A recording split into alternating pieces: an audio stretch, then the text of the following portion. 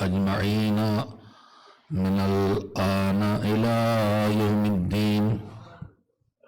أما بعد فقد قال الله سبحانه وتعالى في كتابه المبين وهو أصدق الصادقين وقوله الحق. بسم الله الرحمن الرحيم. يا أيها الذين آمنوا بالله ورسوله والكتاب الذي نزل على رسوله والكتاب الذي أنزل من قبل ومن يكفر بالله وملائكته وكتبه ورسله واليوم الآخر فقد ضل ضلالا بعيدا. صلوات بھیجیں محمد وعلی محمد علیہ السلام.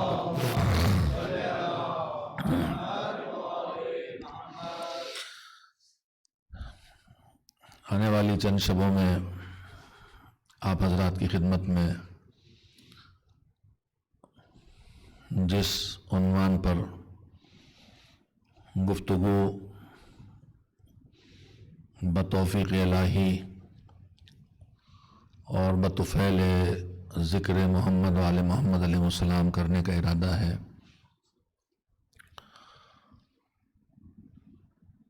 اس کے لیے میں نے قرآن کریم کے سورہ نساء کی آیات میں سے 136 نمبر کی آیت کی تلاوت کی ہے. قرآن کریم ہم انسانوں کی ہدایت کے لیے اللہ کی طرف سے بھیجی ہوئی کتاب ہے، یہ ہم سب کو معلوم ہے، اور یہ بات بھی معلوم ہے کہ آئی سب کی ہدایت کے لیے ہے. قرآن کسی ایک خاص مذہب کے انسان کی ہدایت کی کتاب نہیں ہے، صرف مسلمانوں کی ہدایت کی کتاب نہیں ہے، سارے انسانوں کی ہدایت کی کتاب ہے. جیسے پیغمبر اسلام حضرت محمد مصطفیٰ صلی اللہ علیہ وآلہ وسلم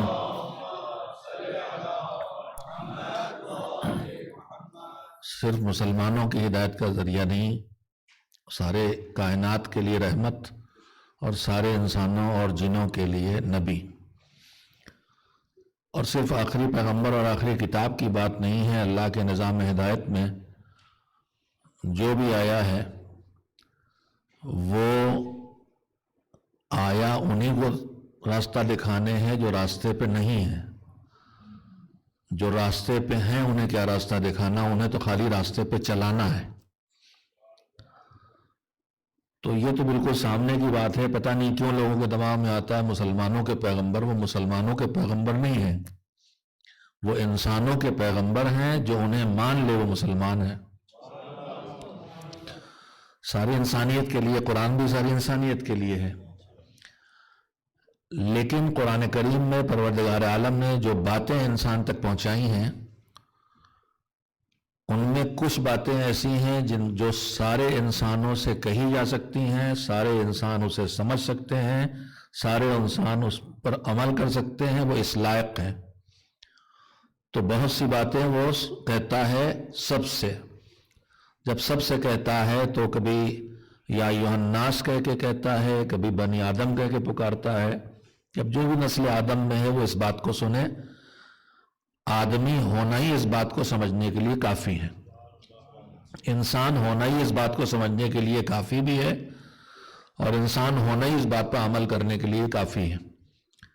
لیکن قرآن کریم ہے تو سارے انسانوں کی ہدایت کے لیے، لیکن اس میں بہت سی جگہوں پر سارے انسانوں کو چھوڑ کے انسانوں کی کسی خاص قسم سے بھی گفتگو ہوئی ہے. میرا موضوع اس وقت نہیں ہے کہ میں وہ سارے اللہ کے مخاطب جو الگ الگ قسمیں قرآن نے بتائیں اللہ نے اور ان سے باتیں کی ہیں. قرآن میں اللہ نے کفار سے بھی باتیں کی ہیں، صرف کافروں سے کہا ہے اور کسی سے نہیں کہا ہے. قرآن میں اللہ نے صرف وہ بہت سی باتیں جو صرف یہودیوں سے کہی ہیں، کسی اور سے نہیں کہی ہیں. قرآن میں اللہ نے بہت سی باتیں جو عیسائیوں سے کہی ہیں اسی طرح سے قرآن کریم میں ایک بڑی تعداد پیغامات الہی کی وہ ہے کہ جس میں اس نے صرف اور صرف ایمان والوں کو اپنا مخاطب بنایا ہے، صرف ایمان والوں سے بات کہی ہے۔ پروردگار کتاب سب کی ہدایت کے لیے ہے، مگر بات صرف ایمان والوں سے کیوں کہہ رہا ہے؟ تو شاید وجہ یہی ہوگی کہ یہ جو بات ہے یہ ایمان کے درجے تک آئے بغیر سمجھی بھی نہیں جا سکتی۔ پہلے ایمان تک آؤ گے تب ہم تم سے جو کہہ رہے ہیں وہ کر سکو گے۔ تو جہاں پر وہ یا ایھا الذین آمنو کہہ دیتا ہے، اے ایمان والو، اس کا مطلب یہ ہے کہ اب اس میں وہ پیغام ہے کہ جس پیغام تک پہنچنا بغیر ایمان کے ممکن نہیں ہے۔ کفر والا اس جگہ نہیں پہنچ پائے گا، نفاق والا اس جگہ نہیں پہنچ پائے گا، یہ اس لائق نہیں ہوا ابھی کہ اس سے یہ اس معیار کی بات کہی جائے۔ قرآن کریم میں 89 آیتیں ہیں، 89 آیتیں ہیں جس میں پروردگار عالم نے یا ایھا الذین آمنو کہہ کے گفتگو کی ہے۔ انہی 89 آیتوں میں سے میں نے ایک آیت آپ کے سامنے پیش کی ہے جس میں پروردگار عالم نے ایمان والوں کو خطاب کر کے کہا ہے کہ یا ایھا الذین، اچھا یہ 89 آیتیں ان میں کیا ہے؟ تلاوت آپ کریں تو پورا قرآن ہمارے لیے ہے اور ہم کو اسے پڑھنا ہے، سمجھنا ہے، عمل کرنا ہے، جو کہے وہ کرنا، جس سے روکے اس سے رکنا ہے۔ ہدایت کی کتاب ہے، لیکن پورا قرآن پڑھنے میں اور اس میں جب یا ایھا الذین آمنو آ جائے تو اس کے پڑھنے میں کچھ فرق ہوتا ہے۔ میں یاد دلانا چاہتا ہوں، برادر عزیز و محترم مولانا احمد رضا حسینی صاحب تشریف فرما ہیں، انہوں نے سنا ہے، ان کو ہم سب نے استفادہ کیا، خطیب اعظم مولانا سید غلام عسکری علی اللہ مقامہ، وہ بہت آسانی سے بات پہنچانا جانتے تھے، علمی باتوں کو بھی آسانی سے پہنچا دیتے تھے۔ انہوں نے حجاب کے بارے میں جو قرآنی آیات آئی ہیں ان میں سے ایک آیت پیش کی جس میں پروردگار عالم حجاب کا حکم دے رہا ہے، اور حجاب کا وہ حصہ جس میں نگاہیں جھکا کے رکھنے کا حکم ہے۔ تو اس میں اللہ نے مثلا نماز کا حکم ہے، روزے کا حکم ہے، حج کا حکم ہے، اور جتنے احکام ہیں ایک عمومی لہجے میں بات کہہ دی ہے ایمان والو، یہ نہیں کہا کہ ایمان والے مرد اور ایمان والی عورتوں۔ لیکن جب حجاب کی بات آئی تو اس نے 2 جملے الگ الگ کہے ہیں، قل للمؤمنین یغضوا من ابصارہم، پھر اس کے بعد آیا قل للمؤمنات یغضضن من ابصارہن، دونوں کو آگے حکم دیے گئے ہیں۔ مومن مردوں سے کہو کہ آنکھیں جھکا کے رکھیں، اور مومنہ عورتوں سے بھی کہو کہ نگاہیں جھکا کے رکھیں۔ وہ یہ فرماتے تھے کہ آخر یہ جو اللہ ہر جگہ نہیں کہتا کہ مومن مردوں سے کہو نماز پڑھیں اور مومنہ عورتوں سے کہو نماز پڑھیں، مومن مردوں سے کہو روزہ رکھیں، روزے کا حکم ہے بسم اللہ الرحمن الرحیم یا ایھا الذین آمنوا کتب علیکم الصیام کما کتب علی الذین من قبلکم، اے ایمان والو تمہارے اوپر روزے فرض کر دیے گئے ہیں۔ اب یہ ایمان والے چاہے مرد ہوں چاہے عورتیں ہوں، لیکن کچھ جگہیں ایسی ہیں جہاں وہ اللہ مردوں کو، مومن مردوں کو الگ سے پکارتا ہے اور مومنہ خواتین کو وہی بات کہنے کے لیے پھر الگ سے پکارا، جیسے مسئلہ حجاب ہے۔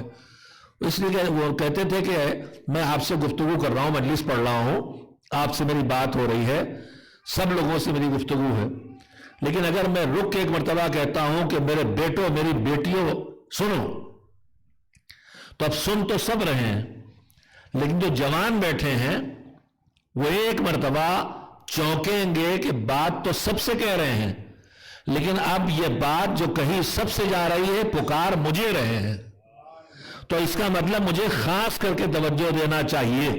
تو پروردگار عالم نے جہاں حکم عام ہے مردوں اور عورتوں کا دونوں کا ہے، ایک ہی لفظ سے دونوں کو پکارا ہے، مگر جہاں اس کی نگاہ میں اہمیت زیادہ ہے وہاں مردوں کو الگ سے پکارتا ہے، عورتوں کو الگ سے پکارتا ہے۔ قل للمؤمنین یغضوا من ابصارہم، معاشرے کو سلامت رکھنا ہے تو اے مومن مردوں تم بھی نگاہوں کو جھکا کے رکھو، اور اے مومنہ خواتین تم بھی نگاہوں کو جھکا کے رکھو۔ میں نے اس وقت پردے پر گفتگو کے لیے نہیں آیت پڑھی، میں نے کہنا یہ چاہا کہ جب پروردگار عالم گفتگو سب سے کر رہا ہو مگر کسی خاص طبقے کو پکارے، تو اگر ہم آپ تلاوت کر رہے ہیں، بات چل رہی، اللہ بتا رہا ہے اچھا کیا ہے برا کیا ہے، کیا مانو کیا نہ مانو، کیا کرو کیا نہ کرو، کیا قوموں کے حالات تھے، قرآن مجید میں یہی سب ہے، گمراہی کیا ہدایت کیا، یہ بتاتے بتاتے اگر ایک مرتبہ گفتگو کرتے کرتے وہ کہے اے ایمان والو، تو جیسے میں نے گفتگو کرتے ایک بار کہا میرے جوانوں، تو جو جوان اور چوکے گے مولوی صاحب اب مجھ سے کچھ کہہ رہے ہیں خاص کر کے، ویسے ہی جب قرآن میں یا ایھا الذین آمنوا آئے تو ہمیں چونکنا چاہیے کہ یہ بات تو مجھ سے خاص کر کے کہی جا رہی ہے۔ کیا ہم نے آج تک تلاوت قرآن میں کبھی خیال کیا کہ جہاں یا ایھا الذین آمنوا آیا ہو وہاں ہم ذرا رکے ہو کہ میرے مالک نے مجھ سے یہ بات کہی ہے تو میں دیکھوں کہ اس میں کیا کہا ہے۔ اچھا یہیں پہ ایک بات اور عرض کرنا چاہتا ہوں، میں نے جو آیت پڑھی اس میں بھی ایمان والوں سے خطاب ہے، میں نے عرض کیا 89 آیتیں ہیں جہاں پر لفظ یا ایھا الذین آمنوا اے ایمان والو استعمال ہوا ہے۔ قرآن سارے ہاتھوں میں ہے، اور جب قرآن پڑھنے والا پڑھتا ہے کہ اے ایمان والو تو فوراً اس کے دماغ میں آتا ہے یہ تو میں ہوں، مجھ سے کہہ رہا۔ آپ پڑھیں گے آپ کہیں گے مجھ سے کہہ رہا، میں پڑھ رہا ہوں کہوں مجھ سے کہہ رہا، کوئی بات نہیں، لیکن صورتحال یہ کہ قرآن اس ہاتھ میں بھی ہے جو گلے کاٹ رہا ہے، قرآن ان ہاتھوں میں بھی ہے جن کے گلے کاٹے جا رہے ہیں، قرآن ان کے پاس بھی ہے، ان گھروں میں بھی ہے جو گھروں کو جلا رہے ہیں، قرآن ان گھروں میں ہے جو گھر جلائے جا رہے ہیں۔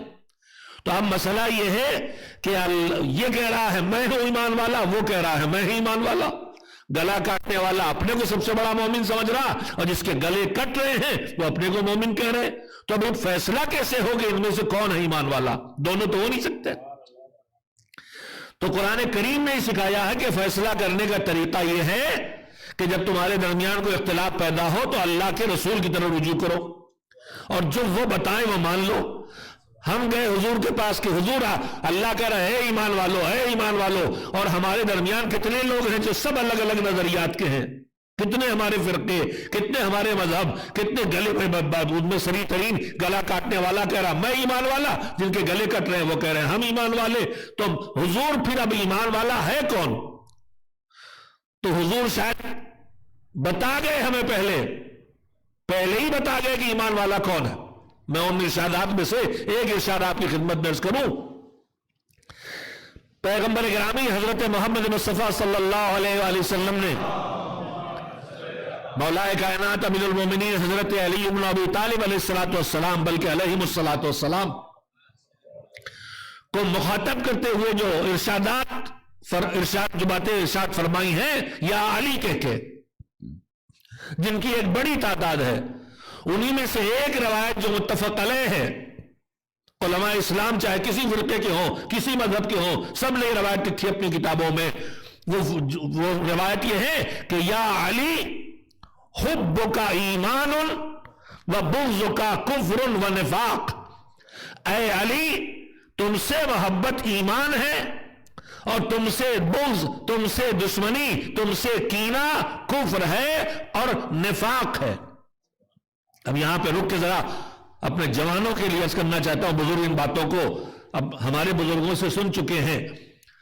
میرے عزیزوں، اللہ کے رسول نے مولا سے محبت کو کیا نام دیا؟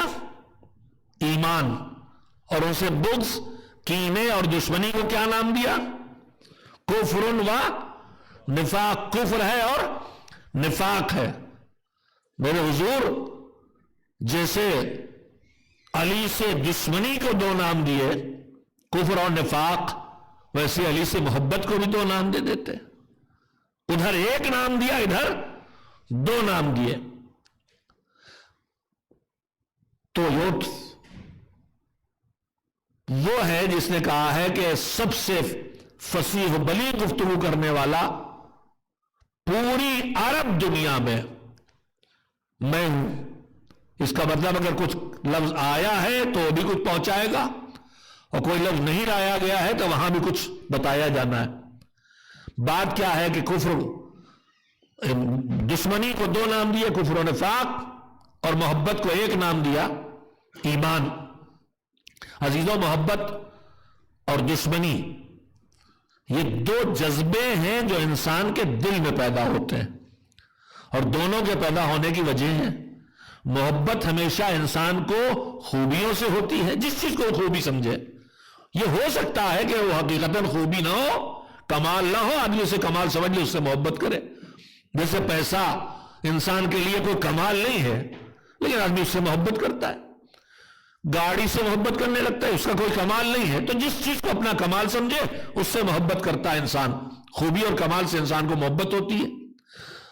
کہیں ایک بھی کمال ہو تو آدمی ادھر کھنچتا ہے. کسی کے پاس علم ہے وہ آپ کو کھینچے گا، کسی کے پاس شرافت نفس ہے آپ کو کھینچے گی، کسی کے پاس اخلاق ہے وہ آپ کو کھینچے گی. تو کمال کے اندر اللہ نے یہ کمال رکھا ہے کہ وہ اپنی طرف کھینچتا ہے. تو میرے عزیزو، اگر ایک کمال مجھ میں تھوڑا سے آ جائے تو مجھے اپنی طرف کھینچے، تو جو ادھر سے سارے کمال لے کے آئے تھے ان کی طرف دل کیوں نہ کھچے؟ ان سے محبت نہ ہوگی تو اور کیا ہوگا؟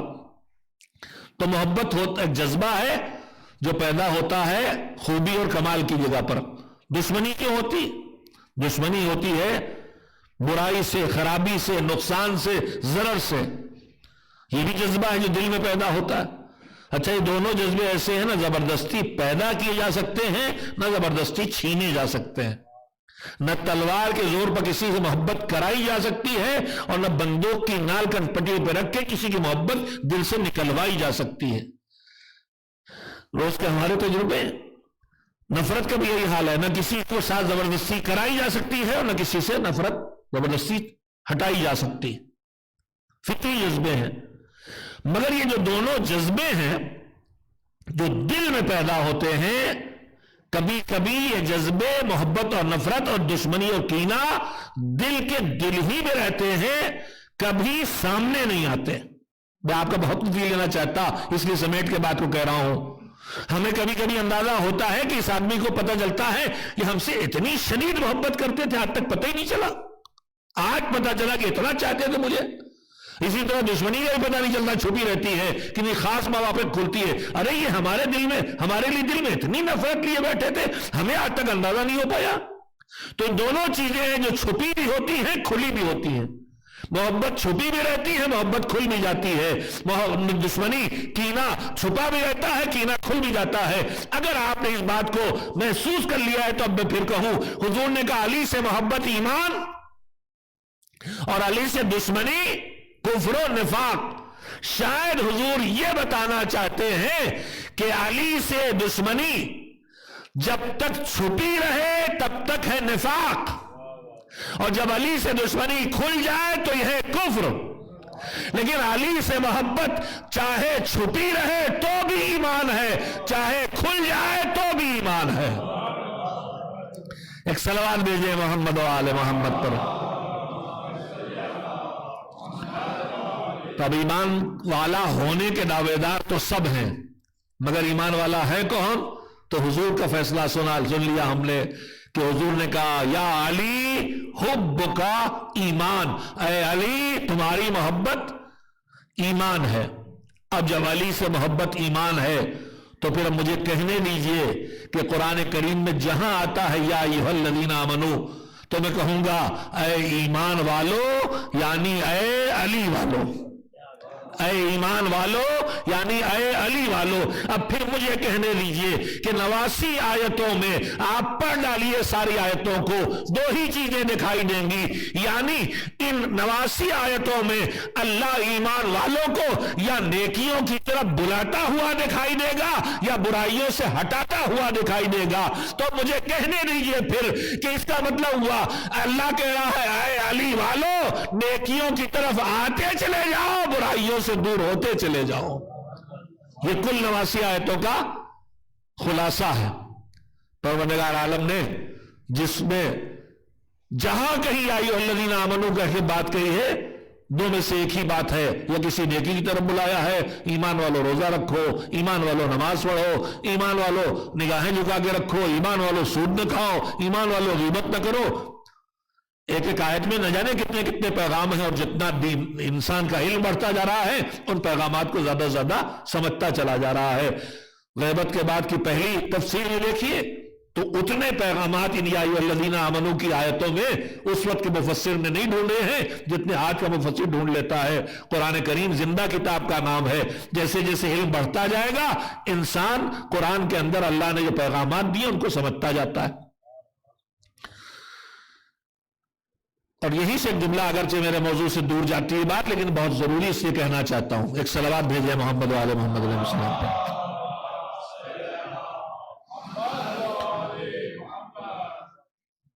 ہم کو یہ بات سکھائی جاتی ہے اور صحیح سکھائی جاتی ہے کہ ہم جو زندگی بھر جو کچھ تلاوت کرتے ہیں، چاہے قرآن کی تلاوت کریں، چاہے دعائیں پڑھیں، چاہے مناجات پڑھیں، زندگی بھر خالی عربی کے الفاظ کو دہراتے ہیں۔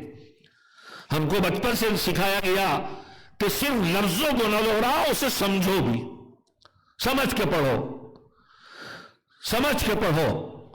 تو اب بہت سی جگہوں پر یہ ہوتا ہے کہ اگر دعائے کمیل پڑھی جا رہی ہے تو اس کا ترجمہ بھی پڑھا جا رہا، بہت اچھی بات، لیکن مجھے کہیں کہیں یہ بھی دیکھنے کو ملنے لگا ہے کہ اصل دعا نہیں پڑھی جا رہی ہے، بس ترجمہ پڑھا جا رہا ہے۔ ابھی قرآن میں تو نہیں دیکھا میں نے کہ سورہ یاسین کے بجائے سورہ یاسین کا ترجمہ پڑھا جا رہا ہو، لیکن دعائے کمیل میں دیکھا میں نے، اور دعاؤں بھی دیکھا بعض جگہوں پر کہ ہم نے اصل دعا کہ بھئی یہ تو ہمیں سمجھ نہیں رہی، اسے کیا کرے پڑھ کے، ترجمہ پڑھ لے تاکہ سمجھ جائے۔ تو میں ایک بہت اہم بات آپ سے، اور ایک سوال بھی ہمارے کہ مالک جب ہمیں عربی آتی نہیں تو پوری نماز عربی میں کیوں پڑھواتا ہے؟ ہماری اپنی زبان میں اجازت نہیں دیتا، ہم اپنی زبان پڑھتے۔ قرآن عربی میں کیوں پڑھواتا ہے؟ ہمیں اجازت نہیں دیتا، ہم اپنا ترجمہ پڑھتے، خالی تلاوت کرتے۔ تو میرے عزیزوں، بہت اہم بات آپ کی خدمت میں کہنا چاہتا ہوں، یہ بتائیے کہ آپ نے، ہم نے جو ترجمہ پڑھا وہ کس نے کیا؟ ہمارے جیسے کسی انسان نے جو اس وقت کا عالم ہے، اہل علم ہے، اس نے جو سمجھا وہ آپ کے سامنے ترجمہ کر کے لکھ دیا۔ اب اگر ہم نے عربی کو چھوڑ دیا اور ترجمے پہ رک گئے تو یہ ترجمہ اصل کلام خدا نہیں ہے، اصل کلام معصوم نہیں ہے، یہ ترجمہ وہ ہے جسے ترجمہ کرنے والے نے سمجھا ہے۔ تو اس کا مطلب اصل کلام معصوم اور اصل کلام خدا جب ہم تلاوت نہیں کریں گے، حتیٰ کہ حفظ کا اتنا ثواب رکھا اللہ نے، حفظ کا مطلب یہ نہیں کہ ضرور سمجھ کے حفظ کرو، رٹ لیتے ہو، یاد ہے خالی، اس کا بھی بے انتہا اجر ہے۔ روایات کہتی ہیں کہ جنت میں جب آدمی داخل ہوگا تو وہاں اس کو جو جنت میں اندر جانے کے بعد جو اونچی کیٹیگری ملے گی، اس میں سے ایک یہ بھی طریقہ ہے کہ اس سے کہا جائے اقرا فرقا، قرآن کی آیت پڑھتے جاؤ اور اوپر چڑھتے جاؤ، جتنا جس کو قرآن کی آیتیں یاد ہوں گی اتنا وہ اوپر جائے گا، جنت کی منزلیں طے کرے گا۔ تو ہمارے ذہنوں میں سوال پیدا ہوتا، اور اب وہ عملی شکل میں بھی بعض جگہوں پر اصل چھوڑا جا رہا ہے، بس ترجمے پڑھے جا رہے ہیں۔ میں آپ کی خدمت میں عرض کرنا چاہتا ہوں کہ اس کا خطرہ کیا ہے اور اس میں نقصان کیا ہے۔ ترجمے پڑھا جانا چاہیے، ترجمہ سمجھا جانا چاہیے، لیکن اس میں خطرہ کیا اور اس میں نقصان کیا ہے؟ خطرہ یہ ہے کہ اگر اللہ نے ہمارے اوپر نمازوں میں واجب سوروں کو بعنوان پڑھنا اور حفظ قرآن میں ثواب اور جو ہم یاد کر سکیں اس میں ثواب نہ رکھا ہوتا تو دھیرے دھیرے ہم ترجمے پہ رکتے جاتے ہیں اور اصلی عبارتیں غائب ہوتی جاتی۔ جو پچھلی کتابیں بدلی ہو کیسے بدلی؟ جو توریت و انجیل و زبور کھو گئی اصلی اور رہ گئی تھوڑی تھوڑی بگڑی ہوئی، اس کی وجہ یہی تھی کہ اصل کتاب کے بجائے ترجموں کو اپنا لیا گیا تھا۔ جو اس وقت کے سمجھنے والوں نے اسے سمجھا لکھا وہ اپنا لیا گیا تھا. اس لیے اللہ نے عربی کی حفاظت کا ایک نظام بنایا. اور پھر دوسری بات جو اس سے زیادہ قیمتی بات جو ابھی میں نے جہاں سے مجھے یہ خیال آیا کہ میں بات آپ کی خدمت میں کہہ دوں, اگرچہ شاید زیادہ بھاری پڑ گئی, ہلکا کرنے کے لیے بوجھ کو ایک ہی راستہ ہوتا ہے, وہ بھی نہیں پتا آپ کو. ارے بھائی واہ, اب میں صراحت سے کہوں کہ عجیب دوستوں بھیجو صلوات.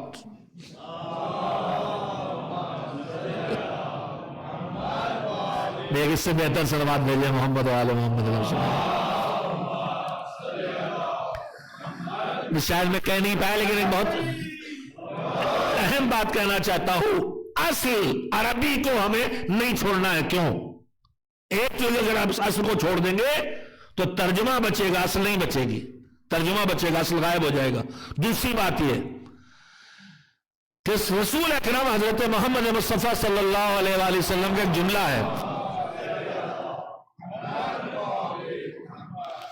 کہ ربا حاملہ فقہ الی من ہوا افقہ منہ. حضور نے فرمایا کہ جو ہماری بات سمجھ کے راوی حدیث حضور کے دور سے ہم تک, بیچ میں نہ جانے کتنے راوی ہیں جو ہم تک ایک ایک ارشاد معصوم کا اور پیغمبر کا ہم تک پہنچ رہا ہے. تو یہ جو راویان حدیث ہیں, ایک نے پیغمبر سے سنا, اس نے اگلے کو بتایا, اس نے اگلے کو بتایا, اس نے اگلے کو بتایا. تو جو دین اس نے سمجھا, حضور نے فرمایا اچھا یہ بتائیے, ابھی دین کی بات کنارے رکھ دیجئے, آ جائیے دنیا کی چیزوں میں. آج کی دنیا, ہماری اگلی نسل جو 12, 15, 16, 17 سال کے بچے ہیں, یہ آئی ٹی میں کس جگہ ہیں اور ہم کس جگہ, ہمارے جیسے ڈھونڈو لوگ. اگلی نسل پچھلی نسل کے بارے مقابلے میں زیادہ سمجھدار, زیادہ ذہین, زیادہ ماہر نکلتی چلی جا رہی ہے. ہر علم میں یہ صورت ہے. 100 سال پہلے فزکس جہاں تھی آج وہاں نہیں, اس سے کتنا آگے چلی گئی. جہاں کیمسٹری تھی چلی گئی. تو ہر اگلی نسل پچھلی نسل کے علوم اور تجربوں سے آگے بڑھتی ہے.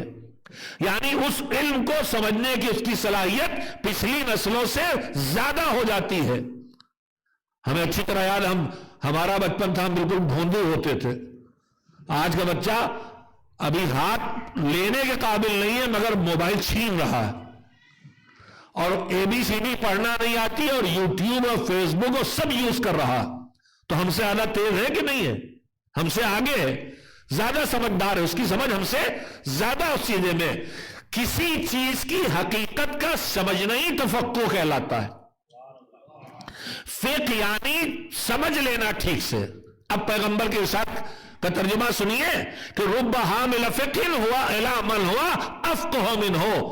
ہماری بات کو سمجھ کے منتقل کرنے والا اگلی نسل کی طرف اکثر ایسا ہوتا ہے کہ ہماری بات کو اس کی طرف منتقل کرتا ہے جو پچھلی نسل سے اس کو زیادہ سمجھ سکتا ہے. یعنی اگلی نسلیں ہمیشہ پچھلی نسلوں کے مقابلے میں زیادہ سمجھنے والی ہوتی ہیں. تو میرے عزیزو, اگر ہم نے آج کے سمجھنے والوں کے ترجموں کو باقی رکھا اور اصل عبارتیں ہٹا دی تو ہماری نسلیں انہی عقل پہ ٹھہری رہیں گی. لیکن اگر ہم نے اصل کو باقی رکھا تو یہ اصل عبارتیں آگے جاتی رہیں گی, ذہین نسلیں پیدا ہوتی رہیں گی, زمانے کے تقاضوں کے مطابق سمجھتی رہیں گی. اس لیے عربی کی حفاظت بھی ضروری ہے تاکہ اگلی نسلوں تک پیغام پہنچ جائے, اور ترجمہ بھی پڑھنا چاہیے تاکہ ہم سمجھ سکیں کہ ہم سے کیا کہا جا رہا ہے. ایک صلوات بھیجیں محمد و آل محمد علیہ السلام. انگریزی ہمارے بچوں کی زبان ہو گئی, اچھی بات ہے. انگریزی زبان ہو جانا اچھی بات ہے, لیکن ہماری مادری زبان کا ان کی زبان نہ رہ جانا یہ بری بات. اردو ان کی زبان ہم نہیں بنا پائے, یہ بری بات. گجراتی ہم ان کی زبان نہیں بنا پائے, یہ بری بات. نئی زبانیں جتنی چاہے سیکھ لیں مگر کسی زبان کو چھوڑنا کوئی اچھی بات نہیں ہے. ہمارے درمیان اس وقت جو سوسائٹی کے بہت سے مسائل ہیں ان میں سے ایک میں نے آپ کی خدمت درج کیا, اور یہ دیکھا میں نے اور خطرے کو محسوس کیا, اس لیے عرض کر رہا ہوں کہ صرف ترجمے پہ نہ رک جائیے گا. اصل عبارتوں کو باقی رکھنا ضروری ہے. اور پھر یہ کیا ہوا کہ ہم اسی میں سے کٹوتی کر کے وقت دیں گے. آپ کو پڑھنا تھا عربی میں، ہماری کوتاہی کا ہم اسے نہیں سمجھ پاتے تو ترجمے کے لیے وقت ہمیں نکالنا ہے یا عربی کو ہٹانا ہے اس کی جگہ سے. آپ وقت ڈبل کیجیے، 1.5 گنا کیجیے، کچھ تو کیجیے، کوئی علاج کیجیے. انہی میں ایک عذر یہ بھی ہے مجلسوں میں کہ بھئی اس لیے نہیں لے کے جاتے. یہاں تو ماشاءاللہ کچھ جوان بھی بیٹھے ہوئے ہیں، ورنہ ہماری مجالس سے نوجوان جوان غائب ہوتے جا رہے ہیں. صرف ادھیڑ عمر کے لوگ جو یہاں ہجرت کر کے آئے ہیں، یا وہ جوان جو ہمارے ملکوں سے ہجرت کر کے آئے ہیں جو یہاں پلے بڑے، وہ نہیں دکھائی دیتے. کہا کیا کرو، ساری مجلسیں تو اردو میں ہوتی ہیں، انگریزی میں بالکل ہونا چاہیے. مگر یہ جو بچے آپ سے کہتے ہیں ہم اردو نہیں آتی اس لیے ہم مجلس میں نہیں جائیں گے، پہلی بات ہے جب آپ ان سے اردو بولتے ہیں وہ انگریزی میں آپ کو جواب دیتے ہیں تو آپ کی سمجھتے ہیں. اور اس کے علاوہ میں ایک بات اور آپ سے کہنا چاہتا ہوں کہ یہ جو بچے کرتے ہیں ہمیں زبان نہیں آتی، تو کیوں نہیں آتی، کیوں نہیں سکھائی آپ نے؟ پہلی بات تو یہ، جب دین، یا تو آپ اتنا دین منتقل کر لیں نئی زبان میں. عربی میں سے دین آیا، اس سے فارسی میں آیا، فارسی سے اردو میں آیا، اردو کے بعد جن زبانوں میں گیا ہے، بر صغیر میں گجراتی میں ہے، ہندی میں ہے، پوری دنیا میں انگریزی میں ہے. ابھی اتنا دین ان زبانوں میں نہیں آیا ہے کہ جو پورا دین سمجھا جا سکے ان زبانوں کے جانکار کے لیے. اور اگر آیا بھی ہے تو بھروسے کے ہاتھوں سے نہیں آیا. انگریزی میں جو دین آیا ہے وہ تو زیادہ تر ان لوگوں کے ہاتھوں سے آیا ہے جو انہی اسکولوں میں پڑھے تھے. وہ قم اور نجف کے پڑھے ہوئے لوگ نہیں تھے، انہوں نے اسلام ان سے سیکھا تھا جو خود مسلمان نہیں تھے. تو ان کی تحریریں زیادہ بھروسے کی نہیں ہیں. ان سے دین نہ سیکھا جائے. انگریزی میں ابھی دین جو انقلاب اسلامی کے بعد آیا ہے وہ مسلمان ہاتھوں سے آ رہا، ورنہ اس سے پہلے تو ان ہاتھوں سے آتا تھا جو شاگرد غیر مسلم کے تھے. لیکن صرف زبان کا نہ جاننا ہی عذر نہیں ہے. میں ایک اور قیمتی اور اہم بات کہنا چاہتا ہوں، اگرچہ اپنے موضوع سے دور چلا گیا لیکن کم سے کم ایک بات ہے کہ کام کی بات کہتا ہوں.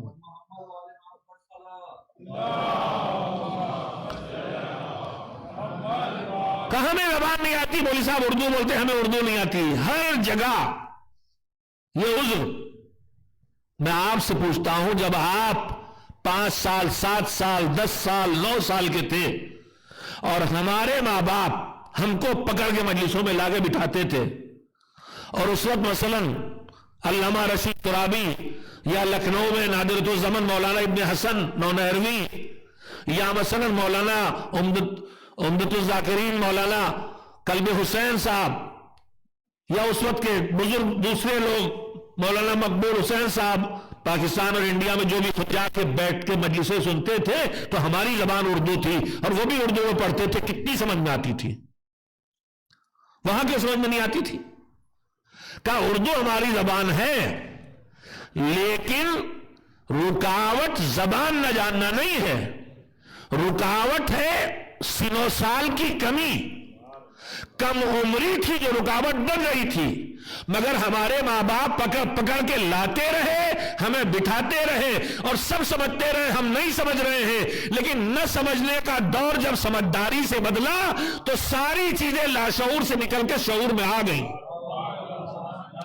لہذا رکاوٹ خالی زبان نہیں بنتی ہے، رکاوٹ ہی عمر بھی بنتی ہے، اور وہ رکاوٹ نہیں بنتی ہے، وہ سب اندر جذب ہوتا رہتا ہے. شعور کے سن کے ساتھ یہ لاشعور سے شعور پہ نکل کے آتا ہے. اور اس کے بعد اگر کچھ سمجھ میں نہیں آتا تو کم سے کم اس فرش عزا پہ آ کے ایک دوسرے سے ملنے کا سلیقہ آتا ہے، ایک بزرگوں کے احترام کی تمیز آتی ہے، مؤدب ہو کے بیٹھنا آتا ہے. اگر کچھ نہ سیکھے گا تو کم سے کم اسلامی ماحول میں دیکھ کے، آنکھوں سے کانوں سے سن کے، دماغ میں جذب کر کے اسلامی نشست و برخاست تو کم سے کم سیکھ لے گا. ایک صلوات بھیجیں محمد و آل محمد علیہ السلام پہ. تیسری بات بھی اب اگرچہ آگے جو باتیں ہیں ضروری وہ آپ کی خدمت میں کہنے میں کوئی حرج نہیں ہے. ہمارے ہاں بہت سی جگہوں پر فرش عزا کی جگہ سیمینار کی کرسیاں بڑھ لے رہی دھیرے دھیرے. ہم نے بعض سینٹرز میں دیکھا، یو کے میں بہت دیکھا کہ ادھر فرش عزا بچھا ہے، ادھر کرسیاں رکھی ہیں اور وہاں لیکچر ہو رہا. اور لیکچر کے آخر میں 2 فقرے مصاحف کے پڑھ دیے گئے. وہ کیفیت جو ہماری نسلوں سے چلی آ رہی تھی وہ ہٹا دی گئی. میں نے ایک جملہ کہا تھا یو کے ایک سینٹر میں, بہت بڑے سینٹر میں جہاں یہ ہو رہا تھا, میں نے کہا تھا سیمینار سے, کانفرنسوں سے, تقریروں سے تم علم دو گے تو زیادہ سے زیادہ یہ علم اور یہ معلومات اگر معرفت سے بدلے تو ذہن جوڑیں گے. ہم نے قرآن سے متعلق علم دیا, ہم نے اہل بیت کے بارے میں باتیں بتائیں, تاریخ پڑھ دی, ہسٹری پڑھ دی, ان کا اخلاق پڑھ دیا, تو معلومات آئے. یہ معلومات اگر معرفت سے بدلے, دیکھیے میں تفصیل میں نہیں جاتا, لیکن 2 چیزیں ہیں, ایک ہے علم حاصل کرنا, ایک ہے معرفت پیدا کرنا. علم اور ہے, معرفت اور ہے. علم جاننے کا نام ہے, معرفت پہچاننے کا نام ہے. اور مذہب نے ہم سے نہیں کہا ہے کہ زمانے کے امام کو جانو, کہا ہے من ماتا ولم یعرف امام زمانے ہی ماتا میتتن جاہلیہ, جو اس عالم میں مرے کہ اپنے زمانے کے امام کو پہچانتا نہ ہو, اس کی موت جاہلیت کی موت ہوگی, وہ موت جو رسالت کے دور سے پہلے جیسے لوگ تھے. تو اگر ہمارے سیمینار, ہمارے یہ لیپ ٹاپ لے کے بیٹھ گئے, وہ کیا کہلاتا ہے جو پروجیکٹر لگا دیا, نہیں وہ جو آج کل پڑھانے کا طریقہ ہے, میں اس کی مخالفت نہیں کر رہا ہوں. اور وہ کون سی سافٹ ویئر ہے جس کے ذریعے سے چلیے ہوگا کچھ جی, پاور کیا ہوتا ہے, پاور پوائنٹ, بالکل صحیح, بہت اچھا اسمارٹ طریقہ ہے, لیکن پاور پوائنٹ دماغ جوڑ رہا ہے. یہ علم, میں بہت قیمتی بات کہنا چاہتا ہوں آپ سے, دماغ جوڑ رہا ہے. یہ معلومات دماغ جوڑے. ہمیں ہسٹری پوری یاد ہو گئی معصومین کی, ہمارے پاس علم آ گیا, نالج آ گئی, کربلا پوری یاد ہو گئی, نالج ہے اچھی طرح سے. مولوی زیادہ ہمیں یاد ہے کہ کون کون شہداء تھے اور کب شہید ہوئے اور کتنا کیا ہوا, سب یاد ہے, سب پتا ہے. مگر یہ سارا کا سارا جو سیمینار اور کانفرنس اور کلاس اور تقریر اور لیکچر اور پاور پوائنٹ اور اسکرین, یہ سب دماغ کو جوڑ رہا ہے. مگر ہم کو جو ادھر سے پیغام ملا ہے وہ خالی دماغ نہیں جوڑنا ہے, دل بھی جوڑنا ہے. ادھر سے تم معرفت دے پائے, اگر علم کو بڑھا کے معرفت تک پہنچایا تو دماغ تو جوڑو گے لیکن دل نہیں جڑے گا. اس فرش عذاب میں ملاتے رہو تاکہ دماغ بھی جڑتا رہے, دل بھی جڑتا رہے, حق کے معرفت بھی ادا ہوتا رہے, حق کے مودت بھی ادا ہوتا رہے. ایک صلوات بھیجے محمد و آل محمد.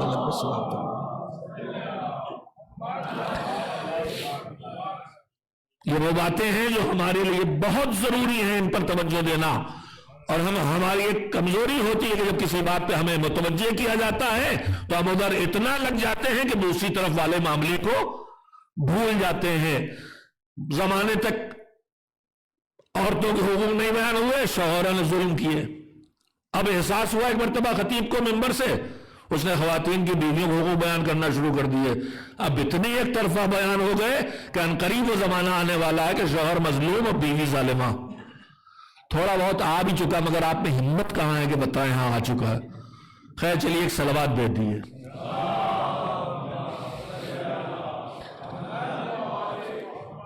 یک طرفہ نہیں ہے مذہب, مذہب میں اعتدال ہے, ہر جگہ دونوں پہلو ہیں. اور ہم اس مذہب کے ماننے والے ہیں جہاں توحید کے بعد پہلے عدالت کا اقرار کرایا جاتا ہے, اس کے ہر فیصلے میں اعتدال ہے.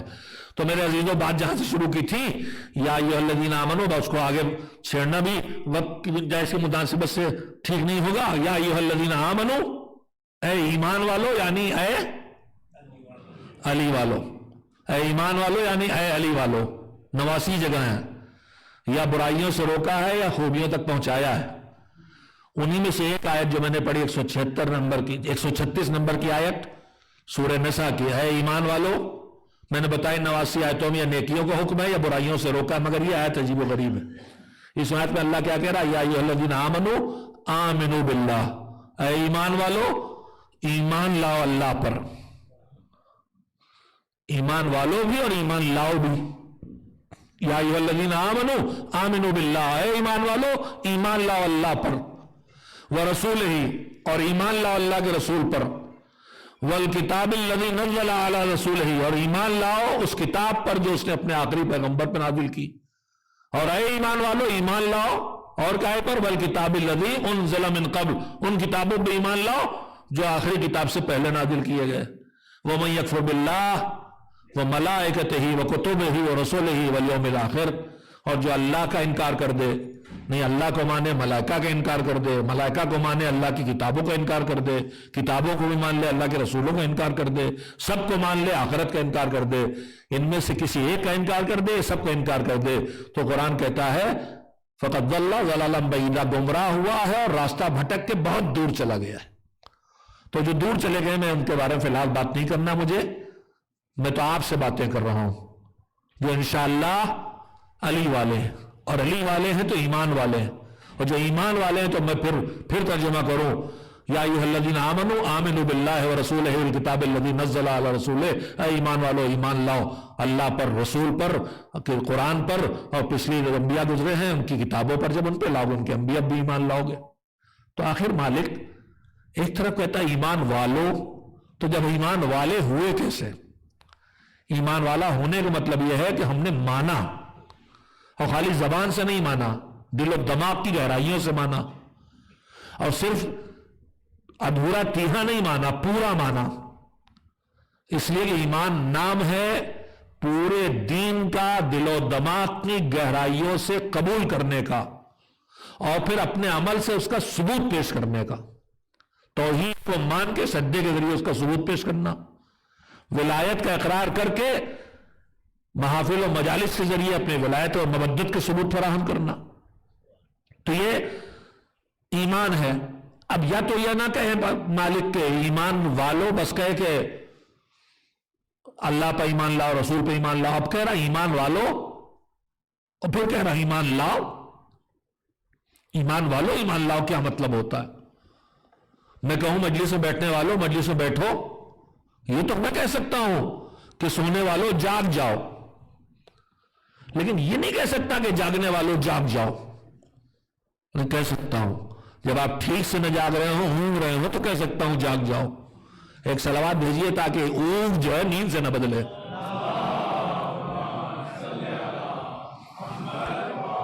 بس آخری بات اس وقت کی، ابھی تو میں نے موضوع بھی آپ سے نہیں بتایا، تمہید میں گفتگو آیت کی تشریح میں گزر گئی. میرا موضوع سن لیجئے. ان شبوں میں میری نیت یہ تھی، جس کی آج ایک پہلی شب ہے، کہ مومن کے زندگی کے مسائل حیات مومن، انسان نہیں مومن، مسائل حیات مومن اور ان کا حل ہدایات دین کی روشنی میں.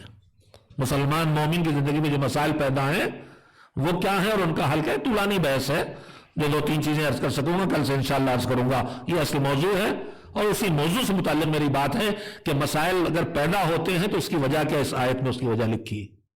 اے ایمان والو ایمان لاؤ. عجیب سی بات ہے، مگر میرے عزیزوں کبھی کبھی ہم اسی لہجے میں ہم بھی بات کرتے ہیں، کبھی کبھی اسی لہجے میں ہم بھی بات کرتے ہیں. ایک چیز ہوتی ہے اردو میں، اسے کہتے ہیں حسن طلب. جانتے ہیں کیا ہوتا ہے حسن طلب؟ کا مطلب یہ ہوتا ہے کہ سلیقے سے کوئی چیز مانگی جائے کہ سیدھے سیدھے مانگنا نہ لگے. ہمارے بزرگ، ہمارے مربی مولانا مناصری صاحب اللہ مقامہ، جب ہم بہت چھوٹے تھے، بیوقوف تو ہمیشہ سے تھے، آج بھی ہیں، تو کہتے تھے ہم سے بھی چھوٹا بھائی تھا، کہا جاؤ احسن پانی پی لو، سبھی پانی پی لو. تو ہمارے جیسے بیوقوف سمجھتے تھے کہ انہوں نے کہا ہم نے جا کے پی لیا، اور پی لو. یہاں تک کہ ہم جاتے تھے کہ پینے کے لیے مانگ رہے ہیں پانی. تو اس سے حسن طلب کہتے ہیں کہ بھائی یہاں سینے لیوان کرنے کے بجائے سلیقے سے کوئی چیز مانگی جائے. تو اب جو میں کہنے جا رہا ہوں وہ حسن طلب نہیں ہے. آپ نے مجھے دعوت میں بلایا، کھانے بیٹھے، اب کھا رہے ہیں، تھوڑی دیر کے بعد مہمان سے میزبان، ارے کھائیے قبلہ، ارے نوش فرمائیے مولانا، ارے کچھ نہیں مولانا. ارے ہم نے کہا بھائی کھا تو رہے ہیں، یہ منہ چل رہا ہے، یہ کھانے میں پلیٹ میں کھانا ہے. اکثر لوگ کہتے ہیں آپ کی پلیٹ میں کچھ ہے ہی نہیں، تو ہم کہتے ہیں بھیا یہ تو کھانے کا ثبوت ہے. کچھ رکھا ہوتا تو نہیں کھایا، نہ ہونے کا مطلب کھایا ہے تبھی تو نہیں ہے. ارے کھائیے مولانا، قبلہ نوش فرمائیے، ارے تو قبلہ خود تو کھائیے. تو ہم نے کہا بھائی کھا تو رہے ہیں، پھر کیوں کہہ رہے ہیں آپ؟ کہا مولانا کھا تو رہے ہیں مگر جتنا کھانا چاہیے اتنا نہیں کھا رہے. ہم نے سنا تھا کہ مولوی بہت کھاتا ہے، آپ تو نہیں کھا رہے، تو اتنا نہیں کھا رہے اتنا کھانا چاہیے. دوسری مثال دیکھ لیے، شام کا وقت ہو گیا، بڑھیا میچ آ رہا ہے باسکٹ بال اور فٹ بال، ان کی ٹیم کھیل رہی ہے سلموں، اور ان کا وقت ہو گیا ہے کہ اب جو اسائنمنٹ لے کے آئے بیٹھے اور تیاری کریں، کل کا ٹیسٹ کی تیاری کریں، پڑھے. ہم نے کہا بس چلو ادھر، اپنے لیے ٹی وی چلنے دیا، ان کو بٹھا دیا کہ پڑھو. اب وہ میز بیٹھے ہیں، کان تو ان کے لگے ہی ادھر، کنکھیوں سے کبھی کبھی اسکرین بھی نظر چلی جاتی، کتاب بھی کھلی ہے، پینسل بھی ہاتھ میں ہے، کاپی بھی کھلی، سب ہو رہا ہے. ہم نے تاڑ لیا، ہم نے وہیں سے کہا پڑھو پڑھو. تو آپ نے کہا مولانا پڑھ تو رہا ہے بیچارہ، آپ کیسے پڑھے؟ تو ہم نے کہا پڑھ تو رہا ہے مگر جیسے پڑھنا چاہیے ویسے نہیں پڑھ رہا. آپ نے کھاتے ہوئے انسان سے کہا کھائیے کھائیے، تو ہم نے کہا کیوں کہہ رہے، کھا تو رہے؟ کہا جتنا کھانا چاہیے اتنا نہیں کھا رہے. پڑھتے ہوئے بچے سے کہا پڑھو پڑھو، ہم نے کہا پڑھ تو رہا تھا، جیسے پڑھنا چاہیے ویسے نہیں پڑھ رہے ہیں. اب سمجھ میں آ گئی بات؟ اللہ کہہ رہا ہے اے ایمان والو ایمان لاؤ، ایمان والو ایمان لاؤ، یعنی اللہ پیغام دے رہا ہے اے ایمان والو جتنا ایمان ہونا چاہیے اتنا ایمان لاؤ، اور جیسا ایمان ہونا چاہیے ویسا ایمان لاؤ. ایمان کچا ہے تو پکا کرو، ایمان ادھورا ہے تو مکمل کرو. ایک صلوات بھیجیں محمد و آل محمد علیہ السلام. بس آج میں یہیں پہ اپنی گفتگو کو روکتا ہوں، کل انشاءاللہ آگے بڑھیں گے. میں نے آیت آپ کے سامنے اسی لیے پڑھی کہ ہماری زندگی میں جتنے مسائل پیدا ہوتے ہیں اس کے پیچھے ایک ہی بنیادی سبب ہوتا ہے، نظام الہی اور اللہ کے قوانین اور احکام اور اس کے وعدوں پر اعتماد کی کمی. سارے مسائل یہیں سے پیدا ہوتے ہیں جو ایمان کی کمی سے پیدا ہوتے ہیں. اگر ہمارے اوپر نماز واجب ہے اور ہم قضا کر رہے ہیں، اول وقت پڑھنے کا اجر ہم دوستوں کے پاس بیٹھے ہوئے ہیں، تو وہی بات ہے، اللہ کے وعدوں پہ اعتماد نہیں ہے، بھروسہ نہیں ہے. وہ کہتا ہے کہ تم اگر راہ خدا میں خرچ کرو گے، وما انفق بسم اللہ الرحمن الرحیم وما انفقتم من خیر فهو یخلفہ وهو خیر الرازقین، تم جو بھی راہ خدا میں اچھائی کے راہ میں خرچ کرو گے، اللہ کا تم سے وعدہ ہے کہ اس سے بہتر بدلہ دے گا. بدلے کا مطلب جزا نہیں ہے، فهو یخلفہ، وہیں پہ ہٹا کے اس سے اچھا وہاں رکھے گا. اسی سے خلیفہ بنا ہے. اب تو سمجھ ہی جائیے خلیفہ کس کو کہتے ہیں، یعنی جو تم ہٹاؤ گے تو اس سے اچھا وہیں لا کے دے گا. خلف کہتے ہی ہیں اگلی نسل میں آنے والے کو جو پچھلی کی جگہ لیتا ہے. تم جو ہٹاؤ گے اس سے اچھا دے گا، اور تمہیں بھروسہ کرنا چاہیے. کیوں؟ اس لیے کہ بن مانگے آج تک کتنا دیا ہے، وہ ہوا خیر الرازقین، بہترین دینے والوں میں ہے. مگر ہم بھروسہ نہیں کرتے. بھروسہ نہیں کرتے تو خمس واجب ہوتا نہیں نکالتے، 100 میں سے 20 کم ہو جائیں گے. یہ بھروسے کی کمی ہے، اللہ کے وعدے پر بھروسے کی کمی ہے، یعنی ایمان کی کمی ہے. جتنا ایمان ہونا چاہیے اور جیسا ایمان ہونا چاہیے اس کی کمی ہے جو ہماری زندگی میں مسائل پیدا کرتی ہے. مسائل کی چھوٹی سی فہرست آپ کو سنا دوں. میں نے عرض کیا کہ مومن کی زندگی میں مسائل حیات مومن، مسائل حیات مومن کا مطلب یہ ہے کہ ہم انسان ہیں، ہم اللہ کی مخلوق ہیں، ہمارے جیسے اور بھی انسان ہیں. ہم بحیثیت انسان ہماری زندگی کے بہت سے مسائل ہیں، اور وہ مسائل سارے انسانوں کے بیچ میں ہیں، چاہے وہ مومن ہو، چاہے وہ کافر ہو، چاہے منافق ہو، چاہے ملید ہو، چاہے بے دین ہو، چاہے تھیسٹ ہو، سب کی زندگی کے مسائل ہیں. ہم سب کو روزی چاہیے، روٹی چاہیے، رہنے کی جگہ چاہیے، لباس چاہیے، بیماری کا علاج چاہیے. یہ سب ہماری زندگی کے مسائل ہیں، یہ کامن ہیں، ہر انسان کی زندگی کی پرابلم ہے اور اسے ہمیں حل کرنا. بھائی یہ تو نہیں ہے کہ مسلمان کو روٹی کمانے کی ضرورت نہیں، اللہ کے یہاں سے آئے گی، اس کو بھی کمانا جیسے کافر کو کمانا ہے. اس کو بھی گھر چاہیے، ان کو بھی گھر چاہیے.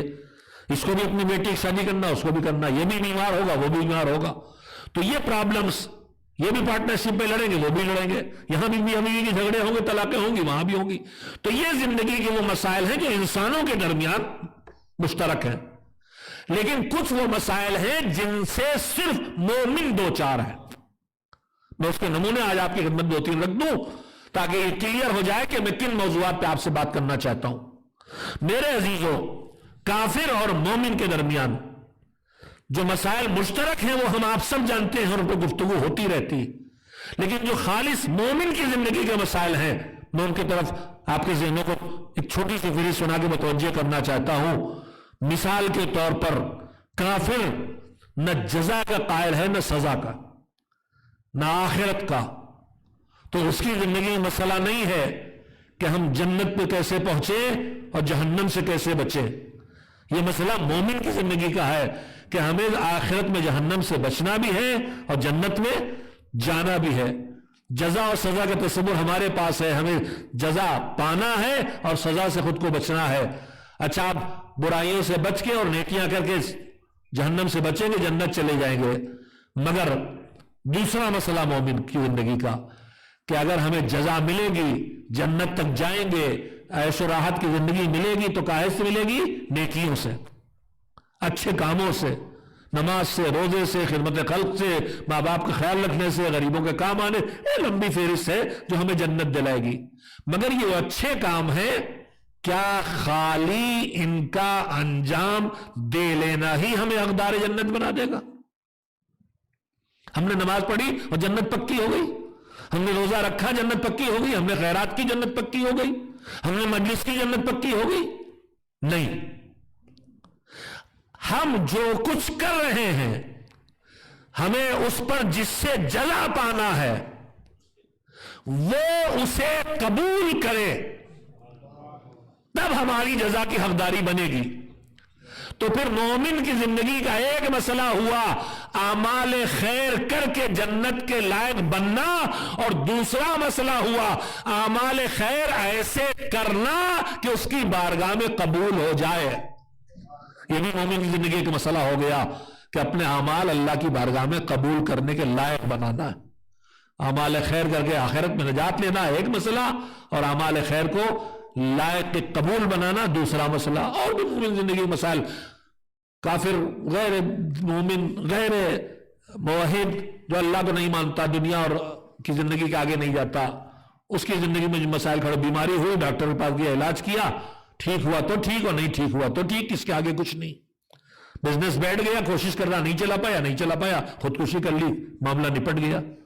مگر مومن جب اپنی تدبیروں سے تھکتا ہے اور نتائج تک نہیں پہنچتا تو مایوس ہو کے نہیں بیٹھتا.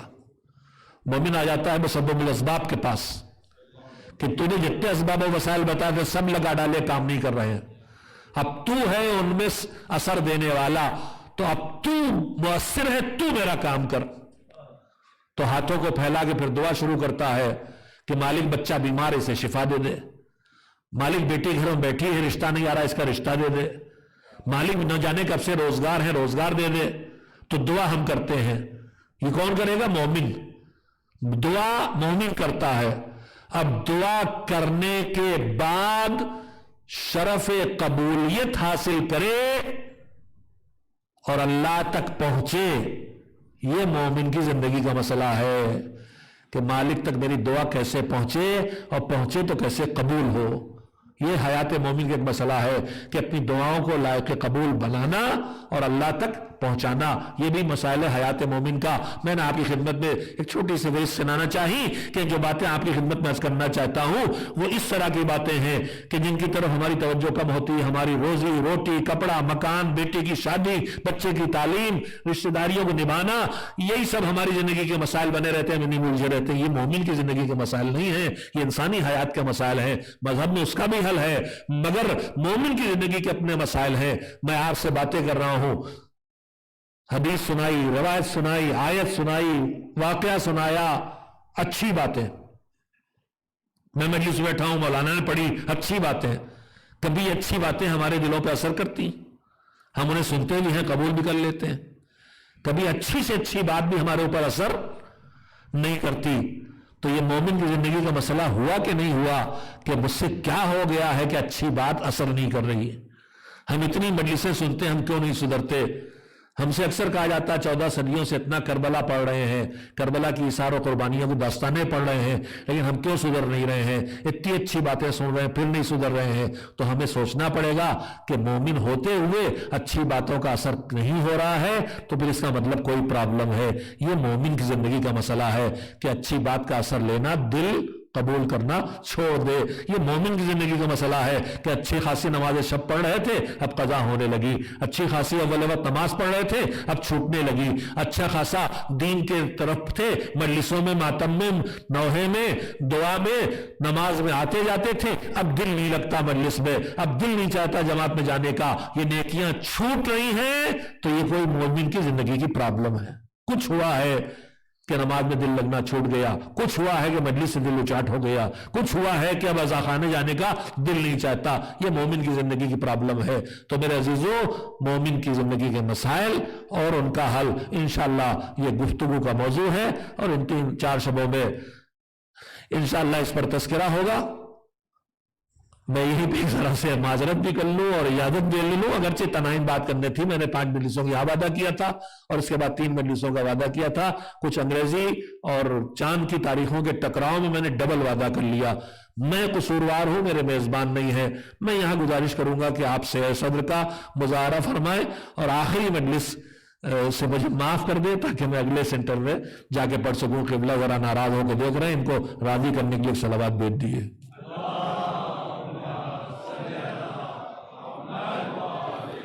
یہ خود ہوں گے تو ٹھیک، اور نہیں ہوں گے تو کوئی نہ کوئی تو مل ہی جائے گا انشاءاللہ۔ ایک صلوات بھیجے محمد و آل محمد پر۔ چلیے اب مجلس ختم ہو رہی ہے، آپ اس سے بھی ڈھیلی ڈھالی صلوات بھیجے تو بھی چل جائے گی، باقی آپ ثواب لینا چاہتے ہیں تو پوچھ لیں۔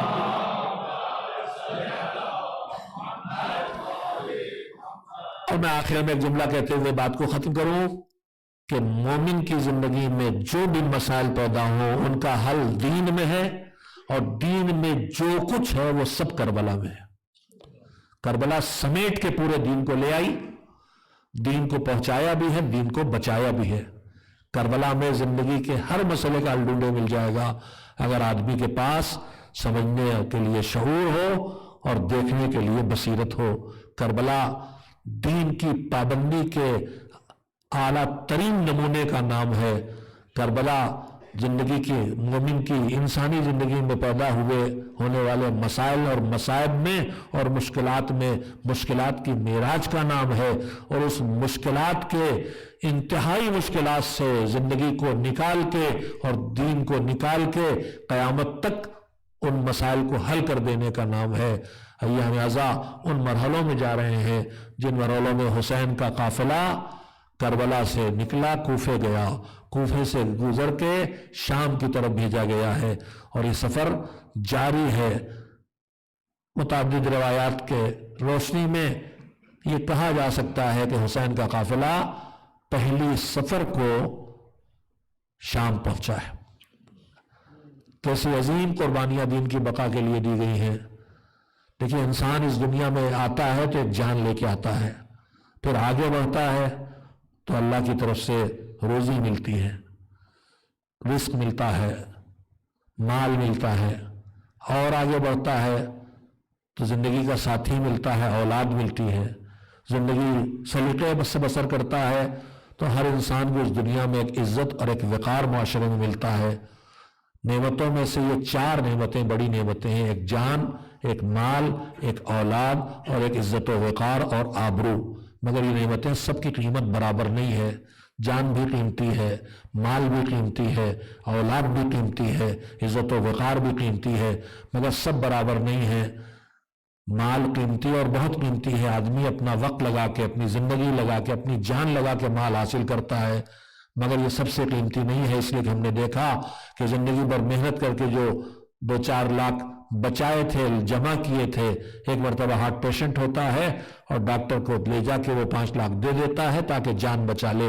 اس کا مطلب مال قیمتی ہے، مگر مال جان سے زیادہ قیمتی نہیں ہے، اور یہ جان بھی سب سے قیمتی چیز نہیں ہے۔ جان سے زیادہ قیمتی چیز اولاد ہے۔ جس باپ نے، جس ماں نے ابھی لاکھوں زندگی بھر کا سرمایہ لگا کے آپریشن کرا کے جان بچائی تھی، اسی کا بیٹا اگر ایک مرتبہ بستر بیماری میں پڑ گیا اور کسی نے بتا دیا ڈاکٹر نے کہ کڈنی فیل ہو رہی ہے، تو یہ دینے پہ تیار ہیں. ڈاکٹر کہتا ہے آپ کے لیے رسک ہے. جواب میں کہتا ہے کوئی بات نہیں، ہماری جان چلی جائے ہمارا بچہ بچ جائے. اس کا مطلب جان سے زیادہ قیمتی اولاد ہوتی ہے، لیکن شریفوں کی دنیا میں اولاد سے بھی زیادہ قیمتی چیز کا نام ہے عزت و وقار. شریفوں کی دنیا میں عزت و وقار کے بچانے کے لیے جان، مال، اولاد کسی کی فکر نہیں کی جاتی. کربلا میں یہ ساری قیمتی چیزیں دین کے بچانے کے لیے قربان کر دی گئی. جان اس طرح سے دی کہ سوکھے گلے پہ خنجر چل رہا تھا تب بھی سر چدے میں تھا اور لبا پر ذکر خدا تھا. مال اس طرح سے دیا کہ بہنوں کے سروں سے چادریں چھن رہی تھیں، ماؤں کے سروں سے چادریں چھن رہی تھیں اور لبوں پہ شکر خدا تھا. اور اولاد اس طرح سے دی کہ یا تو اپنے ہاتھوں سے سجا کے گھوڑے پہ سوار کیا، اور اگر جانے کے لائق نہیں تھا تو گود میں لے کے مقتل تک پہنچا دیا. اور عزت و وقار کی قربانی اس طرح سے دی. اور سب سے مشکل قربانی یہی تھی، اس لیے کہ جان کی قربانی، اولاد کی قربانی اور مال کی قربانی دینے والے نے کبھی نہیں پوچھا کہ سر سے چادر چھن رہی ہے کیا کروں. زینب کے لال جب شہید ہو کے آئے تو بیٹوں کے، جوان بیٹوں کے لاشوں کے درمیان سجدہ شکر تو کیا ہے. مال اس طرح سے دیا کہ سروں سے چادر چھن گئی. اور جان سے زیادہ عزیز بھیا کے سوکھے گلے پہ خنجر چلتے دیکھا. جیسے ہی آواز دی میرا بھیا ذبح ہو رہا ہے، بھائی نے بدن کی طاقت لگا کے کہا بہن ابھی تمہارا بھائی زندہ ہے، خیمے میں واپس چلی جاؤ. زینب خیمے میں آ گئی، سروں سے چادریں چھن گئی، خیمے جلنے لگے. بھائی کا کٹا ہوا سر کو نیزہ پہ آ گیا. جب خیمے جل رہے تھے، سروں سے چادریں چھن رہی تھی، ایک خیمہ جلتا ہے تو گھبرا کے بیویاں دوسرے خیمے میں آتی ہیں، اس میں آگ لگی، سمٹ کے تیسرے خیمے میں آ گئی. خیمے جلتے جا رہے ہیں، چادریں چھنتی جا رہی ہیں، بیویاں سمٹ کے ایک دوسرے کے پاس آ کے نامحرموں کے نگاہوں سے اپنے کو بچا رہی ہیں، یہاں تک کہ آخری خیمہ بچا جس میں وقت کا امام غش کے عالم میں پڑا ہے. ایک مرتبہ زینب نے بیمار امام کا بازو ہلایا، بیٹا آنکھیں کھولو، تمہارا بابا شہید ہو گیا، تم یتیم ہو گئے، یہ دیکھو سارے خیمے جل گئے، یہ ہمارے سروں پہ چادریں نہیں ہیں، آخری خیمے میں آگ لگی ہے، تم امام وقت ہو، بتاؤ اب ہمیں کیا کرنا ہے؟ ہم زندہ جل کے مر جائیں یا ہمیں ننگے سر خیموں سے نکلنا پڑے گا؟ بی بی کا یہ سوال کہہ رہا تھا، ان کے لیے زندہ جل کے مر جانا آسان تھا،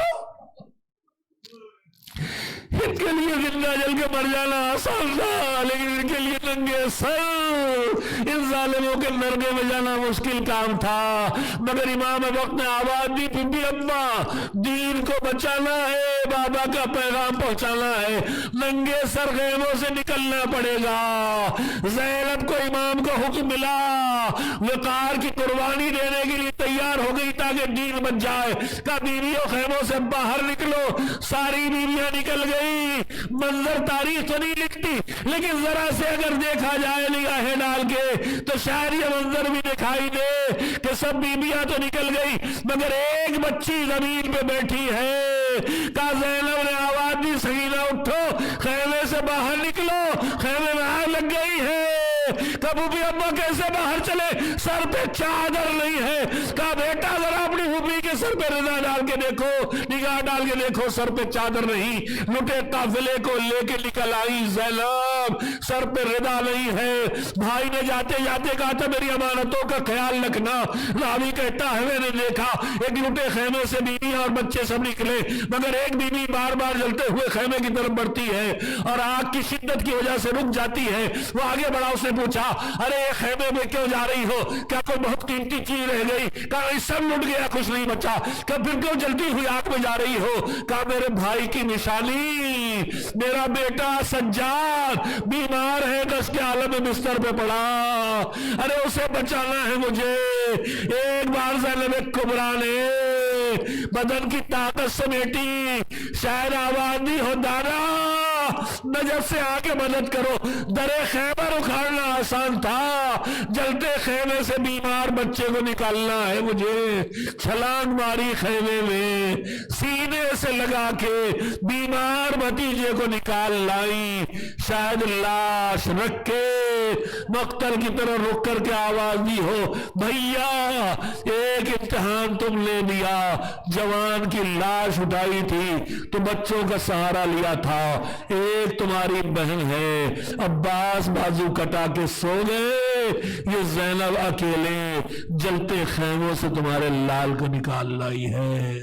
وَسَيَعْلَمُ الَّذِينَ ظَلَمُوا أَيَّ مُنقَلَبٍ يَنقَلِبُونَ أَلَا لَعْنَةُ اللَّهِ عَلَى الْقَوْمِ الظَّالِمِينَ. اللهم تقبل منا انك انت السميع العليم. ماتم حسین, ماتم شہدائے کربلا. یا حسین, یا حسین.